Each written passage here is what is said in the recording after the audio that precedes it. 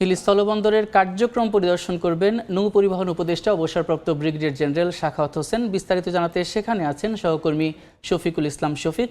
যাচ্ছি তার কাছে। হিলি স্থলবন্দর পরিদর্শনে এসেছেন নৌ পরিবহন মন্ত্রণালয়ের মাননীয় উপদেষ্টা ব্রিগেডিয়ার জেনারেল সাখাওয়াত হোসেন। তিনি হিলি স্থলবন্দরে এসেছেন এবং ইতিমধ্যে ব্যবসায়ীদের সঙ্গে তিনি বিভিন্ন দপ্তর এসে ঘুরে দেখেছেন, কাস্টমস বন্দর কর্তৃপক্ষের সঙ্গে কথা বলেছেন, বন্দরের সম্ভাবনা নিয়ে তিনি কথা বলেছেন।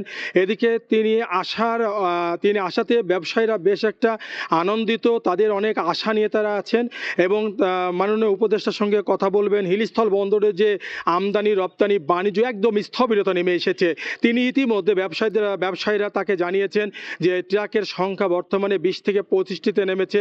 পোর্টের ভিতরে বন্দরে যে অবকাঠামো সেটা উন্নয়ন না করার কারণে ব্যাপক উন্নয়নের প্রয়োজন আছে, যে উন্নয়ন করলে ব্যাপক সম্ভাবনা হতো আমদানি রপ্তানি বৃদ্ধি পাবে। এখানে যে সমস্যাগুলো সমাধান করার জন্য তিনি ব্যবসায়ীদের সাথে কথা বলবেন।